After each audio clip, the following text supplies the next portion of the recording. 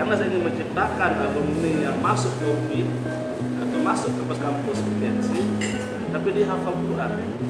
Pagi memang dia belajar umum disiplin, sore malam dia hafal Quran. Menurut kita ini kalau sore malam fokus dia tahfidz Quran, kemudian pagi fokus di sekolah Quran.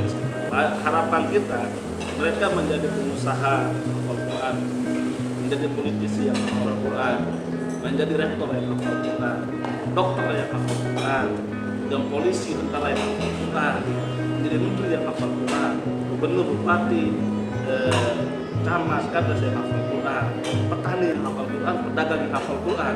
Walaupun hafalnya berbeda-beda lah. Jangan lupa share, like, comment, and subscribe.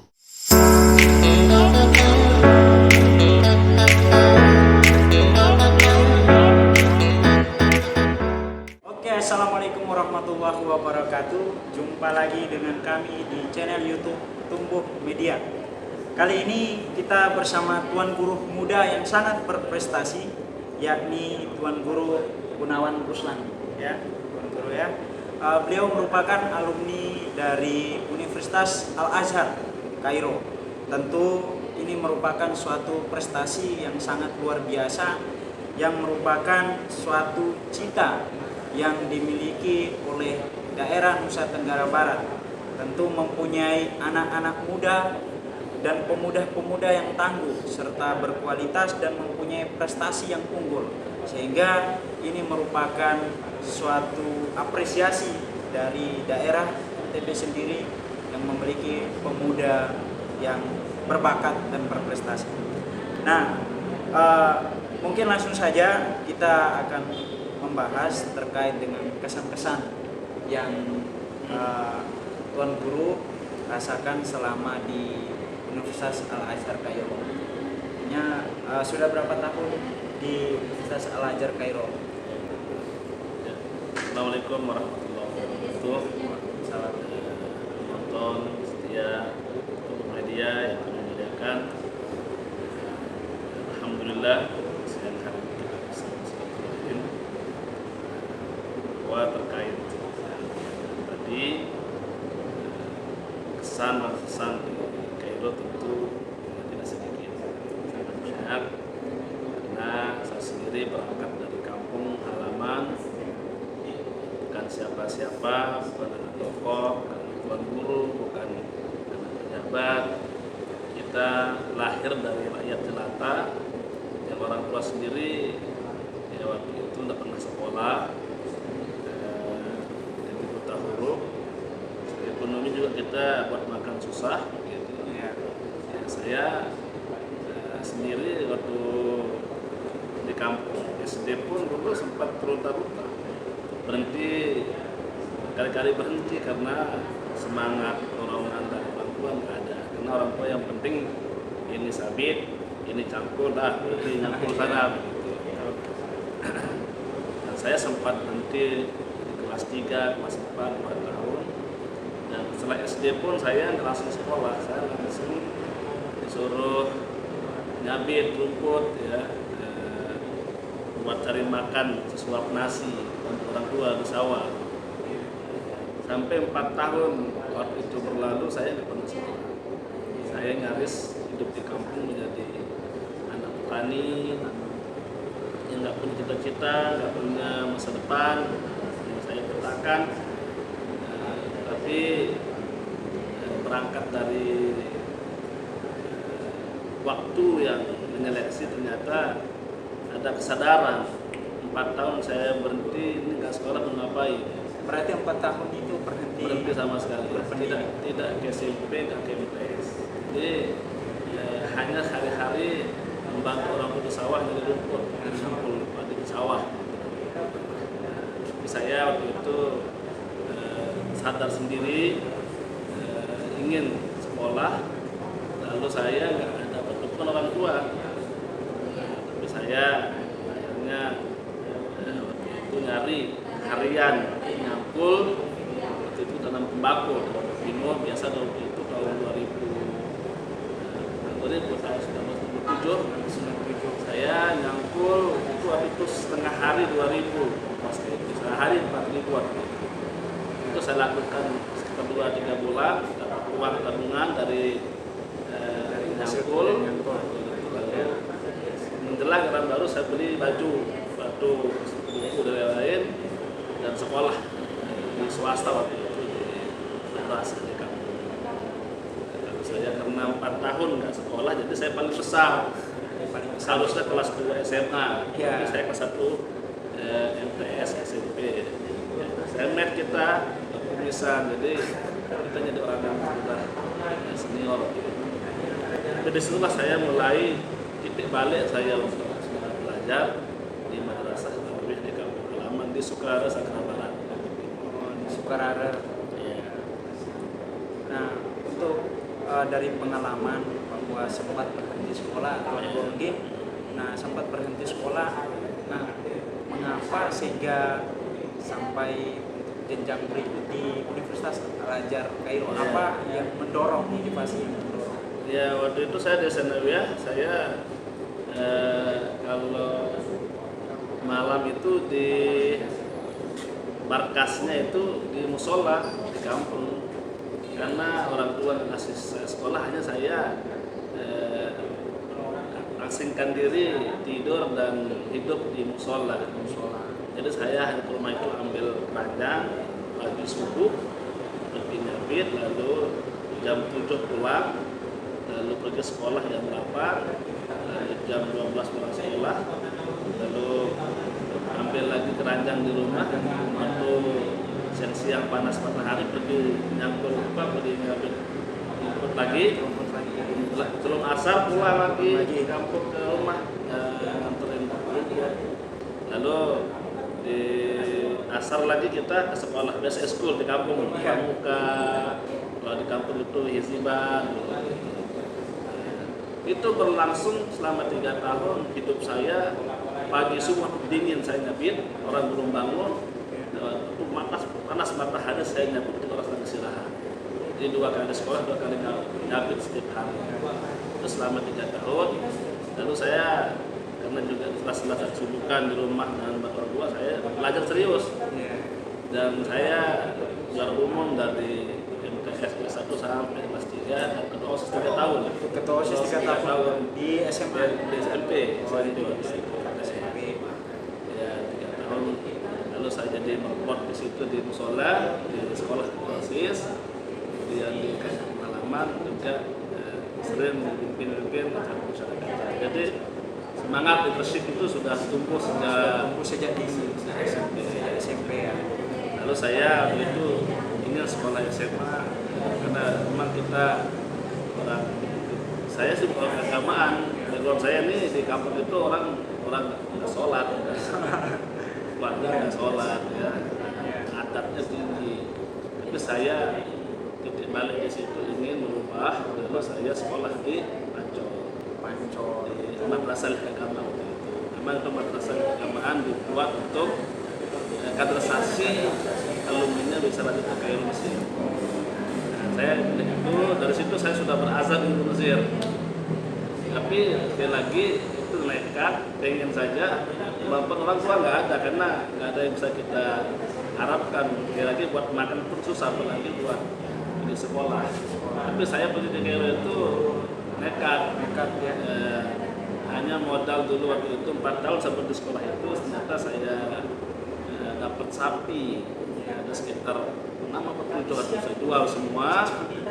Kemudian sawah kita gadekan sedikit, habis kata benda kita yang kita tabung 4 tahun 5 tahun untuk ke Kairo. Nah, saya hanya dapat ongkos sama uang hidup sebulan di Kairo. Setelah itu kita nyari sendiri di Kairo. Saya jual tahu, saya jual tempe, saya jual apa bisa saya jual. Bahkan saya juga ya berburuh sama orang Mesir. Jadi sambil kuliah, sambil juga mempertahankan bagaimana bisa hidup untuk sambil kuliah. Jadi kalau yang ada uang, nggak ada makan, kita puasa. Itu di Kairo. Luar biasa. Jadi ini pengalaman yang sangat luar biasa dan pengalaman yang sangat-sangat teruji betul. Nah mungkin di Kairo di Mesir apa cerita-cerita yang menarik selama 6 tahun di Mesir? Di Mesir saya 4 tahun, bukan 6 tahun, dari 4 tahun. 2003 ke 2010, 4 tahun. Banyak pengalaman yang menarik di Mesir dari sisi orang Mesir sendiri. Jadi yang kita kesana belajar tidak hanya kita kuliah, tapi juga kehidupan orang Mesir. Di sana kita kenal sebagai buminya Fir'aun, tapi juga buminya Musa. Iya. Mahasiswa di situ dihadapkan dengan dua pilihan. Kalau Anda serius, rajin, ingat keluarga pengalaman, maka itulah Musa. Kalau Anda nggak serius, ya dia kesana lalai, di orang kampung, ketemu kota besar, kadang-kadang kita terkejut, menyesuaikan. Hanya juga kadang-kadang banyak yang disorientasi dari tujuan awal sekolah. Yang kedua, di sisi kampus ya, Mesir itu Al-Azhar khususnya karena memang dia kampus universitas dunia. Di situ kita lihat orang-orang Mesir itu, syekh-syekh Mesir, tidak ada gengsi. Kita rebutan di halte itu untuk ke kampus dengan syekh-syekh Mesir, kita biasa rebutan tempat duduk. Nah, ketika orang Mesir itu guru kita bahkan duluan duduk, kita belakangan berdiri begini. Beliau mempersilahkan kita untuk duduk, karena kita muridnya. Pertama disuruh gak ada gengsi, walaupun hafal Quran, Jubah, Imam, Sorban, tapi orang Mesir itu dia nggak gengsi. Jadi kita dihormati sebagai tamu, sebagai wafidin, orang Mesir yang datang sabilillah untuk menuntut ilmu, kita dipersilahkan. Nah, itu saya lihat ulama Mesir itu dia sangat tawadhu, dia sangat egaliter. Ya, inklusisasi itu di Mesir itu jarang kita lihat, walaupun ada satu dua. Itu yang kedua yang berkesan. Yang ketiga, selama di Kairo itu Al-Azhar itu setiap pekan itu dia mengadakan seminar. Sebenarnya dia kampus seminar tentang orientalis. Orientalis dikatakan disuruh belajar. Bahkan banyak belajar orientalis di Mesir, Al-Azhar, mempelajari Islam, nasional orientalis. Iya, orientalis. Lalu kadang orientalis juga dikasih panggung di auditorium Al-Azhar, lalu mengkritik tentang Islam. Islam itu agama perang. Nabi itu kesan-kesan negatif itu dilontarkan dari nasionalis, orang nasionalis. Tetapi masyarakat itu tidak ada yang protes, tidak ada yang marah, tidak ada yang kayak kita kalau jangankan agama, kadang-kadang organisasi atau guru aja dikritik atau dihina, kita timbul rasional, timbul pasukan yang bahkan berani mati bela ini. Ya, itu perbedaan saya lihat kultur antara Mesir dengan Indonesia. Sehingga Mesir itu tumbuh menjadi bangsa yang berperadaban, yang hormat dan berpendapat. Tetapi pekan depan muncul lagi seminar yang sama, tetapi menjawab tudingan-tudingan anggapan orientalis tentang apa itu Islam. Lalu terbit buku, Azhar punya majalah. Jadi masyarakat bisa membedakan, ini kata orientalis, ini kata Grand Syekh Al-Azhar, lalu mereka membandingkan dengan ilmu. Maka Mesir dicerahkan. Makanya Mesir itu tumbuh setiap jam, setiap hari itu selalu ada buku yang diterbitkan dan masyarakat itu tercerahkan. Nah, itu egaliter, kemudian Islam orang Mesir sangat diturunkan dengan ilmu. Itu yang kesan-kesan yang kita lihat. Layak kita untuk tiru di Indonesia sebagai bangsa yang plural, di mana ada dikotomi hari ini dengan gerakan kiri dan kanan yang menjurus kepada pilpres dan itu dulu cebong kampret. Ini perlu ada jalan tengah, untuk menyatukan bangsa ini yang lebih besar. Jadi kita di Indonesia juga harus belajar banyak terkait dengan beragam pendapat. Dan salah satu yang menarik yaitu terkait dengan seminar tiap pekan. Artinya bahwa kita di Indonesia, kondisi-kondisi di Indonesia sering terpancing atau sering reaksioner dengan hal-hal yang bersifat sara. Nah, sehingga sering kita diadu dombakan. Nah, dengan kondisi di Indonesia dan Mesir, apa yang Tuan Guru bisa pandang ke depan terkait dengan solusi yang harus dibenahi ini? Ya, pertama tentu kita harus banyak baca. Lalu setelah membaca kita beragama dengan rasional, bukan dengan emosional. Karena agama datang itu dengan rasional. Tidak ada agama datang dengan emosional. Agama datang ingin membebaskan manusia dari penghambaan sama manusia menuju penghambaan kepada Allah. Itulah yang Umar bin Khattab ketika membebaskan Persia, lalu Rustum raja Persia mengatakan, apa tujuan inti Umar di sini? Umar mengatakan satu, litahriril ibad min ibadatil ibad ila ibadatil rabbil ibad. Tujuan saya adalah membebaskan perbudakan sama manusia, penyembahan, pengagungan sama manusia hanya kepada Allah Subhanahu wa taala. Ini kan menunjukkan Islam itu antara kita ini adalah egaliter. Sama kedudukan kita di depan Tuhan, yang membedakan kita hanya ketakwaan. Inna akramakum indallahi atqakum. Kan begitu, yang paling mulia yang paling takwa, bukan yang paling kaya, bukan yang paling berkuasa, bukan kulit putih atau bukan bangsawan, tetapi itu di mata Tuhan agamanya sama. Nah, sehingga bangsa kita ini karena memang tumbuh dari kerajaan sebelum bernama Indonesia, jadi kultur bangsa kita itu adalah kulturisasi, figuritas.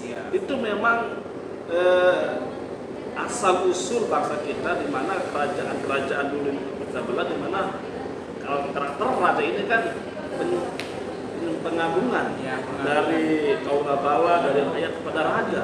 Raja itu adalah sabda pada ratu. Apa kata raja adalah hukum Tuhan. Ini kan kultur bangsa kita sebelum bangsa ini ada. Tetapi ketika bangsa ini berdiri, kulturisasi, figuritas ini melembaga sebuah pemerintahan, sebuah partai, sebuah organisasi. Nah, ini memang penyakit bangsa kita yang harus kita cerahkan. Menuju tadi kemerdekaan pribadi.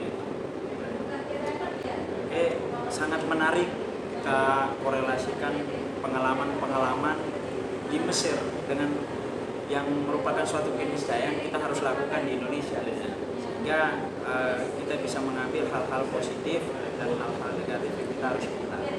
Nah, mungkin berikut ini mungkin yang paling menarik. Jadi setelah pengalaman panjang di Kairo, di Mesir, kenapa Tuan Guru lebih memilih pulang kampung dibandingkan bisa tetap di nasional untuk membangun karir di nasional?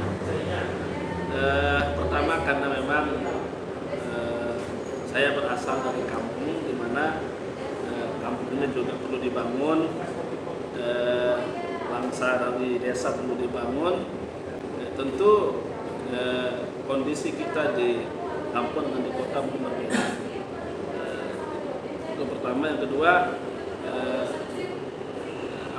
di kampung ini adalah PR saya ingin mencerahkan keluarga, kemudian sahabat, masyarakat yang saya kalau nggak pulang ini siapa yang mencerahkan mereka? Saya bikin forum dia Fikri, cahaya pemikiran, reformasi pemikiran. Banyak tradisi-tradisi pemikiran yang tidak salah, cuman ada skala prioritas. Prioritas misalnya kalau di kampung, kalau pesta itu ya nabung bertahun-tahun tapi habis sehari, ada untuk itu. Tapi untuk kuliahin anaknya, untuk sekolah anaknya susah. Ini kan tidak ada yang salah, tapi bagaimana mentransformasi pemikiran-pemikiran yang mencerahkan kepada mereka ini penting. Ini yang kedua.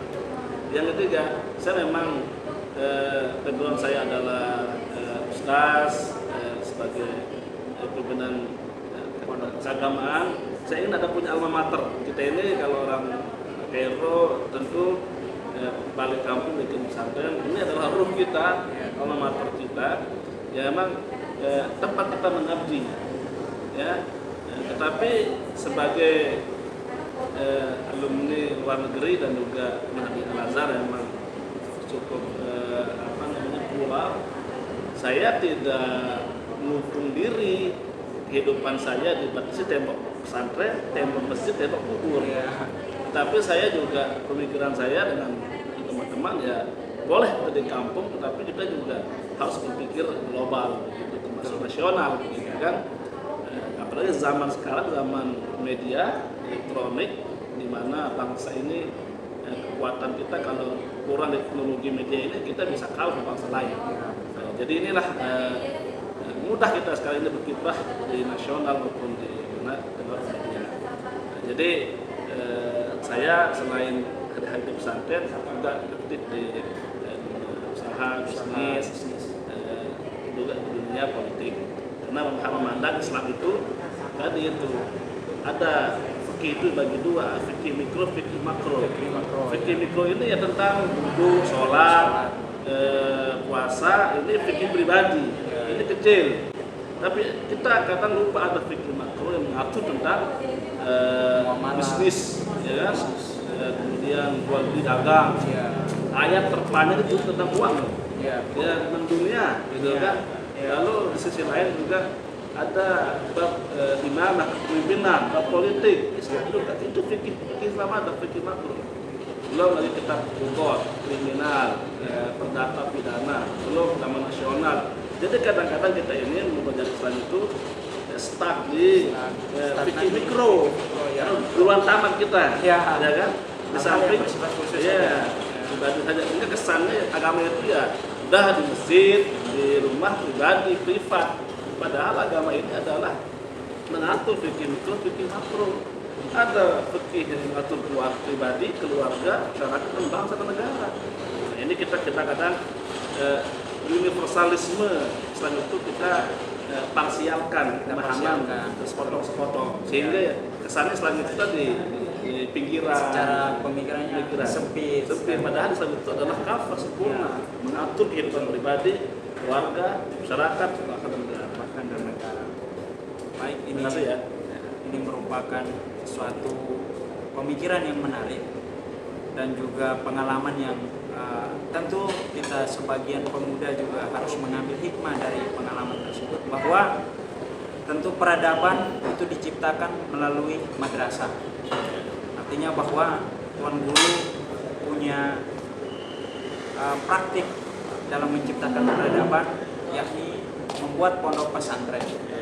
Nah, dengan harapan setelah mendirikan pesantren, pondok pesantren, apa harapan, target, dan gagasan untuk membangun daerah dan juga nasional? Oke, terakhir sih ya. Ya, terakhir. Nah, jadi tadi jawaban saya kedua tentang kenapa nggak ke nasional, kenapa milih kampung. Jadi kita melihat bangsa kita nggak kurang orang pintar, tapi yang kita kurang adalah emosional quotient. Jadi ruh kita ini, adab kita ini yang saya lihat kurang mental. Jadi kita di pondok itu walaupun di kampung, walaupun pesantren, tapi saya buka SMP, SMA umum. Jadi bukan kuliah sendirian, umum sih. Karena saya ingin menciptakan alumni yang masuk ke UPI atau masuk ke kampus kompetensi, tapi dia hafal Quran. Pagi memang dia belajar umum, SMP, sore malam dia hafal Quran. Pondok gede ini kalau sore malam fokus dia tahfidz Quran. Kemudian pagi fokus di sekolah umum. Harapan kita mereka menjadi pengusaha hafal Quran, menjadi politisi yang hafal Quran, menjadi rektor yang hafal Quran, dokter yang hafal Quran, dan polisi, tentara yang hafal Quran, menjadi menteri yang hafal Quran, gubernur, bupati, camat, kadang saya hafal Quran, petani yang hafal Quran, pedagang yang hafal Quran. Walaupun hafalnya berbeda-beda jumlahnya, tapi intinya ruhnya di situ. Kenapa Al-Quran? Karena ini adalah rujukan bersama semua golongan, NU, Muhammadiyah, afiliasi. Kita satu di bawah Al-Quran. Insya Allah ini akan menjadi persatu buatan bangsa kita yang sungguh besar, sungguh banyak, sehingga kita ingin menjadikan Indonesia ini menjadi kekuatan kelima dunia, Ya, ya, dari sisi luas wilayah, dari sisi kebanyakan penduduk, Muslim mayoritas. Jadi bangsa kita sudah punya kompetensi untuk menjadi kekuatan kelima dunia, sebagaimana tagline dari satu partai. Satu partai. Tagline satu partai. Oke, ini merupakan harapan yang sangat menarik bahwa semua lini pekerjaan harus didasari dengan yang namanya Quran. Artinya bahwa ini merupakan sebuah hikmah bagi kita sebagai anak muda. Terakhir, mungkin ada kalimat-kalimat pamungkas yang diungkapkan oleh Tuan Guru sebagai penutup daripada pertemuan kita kali ini. Ya, teman-teman, penonton setia Tumbuh Media, bahwa kita tidak perlu mengutuk kegelapan tentang situasi bangsa kita, ekonomi, pendidikan, militer, budaya, dan lain-lain. Tetapi mari kita generasi muda menyalakan lilin semampu kita. Insya Allah kalau lilin di semua pelosok, semua daerah wilayah ini banyak yang menyala, akan menerangi bangsa kita. Demikian, terima kasih. Assalamualaikum warahmatullahi wabarakatuh. Waalaikumsalam warahmatullahi wabarakatuh. Baik, ini merupakan suatu kalimat pamungkas yang sangat-sangat memotivasi sekali. Jadi dunia ini diwariskan oleh orang-orang yang mempunyai pengalaman yang teruji dan mempunyai potensi yang maksimal. Mungkin itu saja. Terima kasih Tuan Guru atas pertemuan kita kali ini. Billahi taufiq wal hidayah. Wassalamualaikum warahmatullahi wabarakatuh.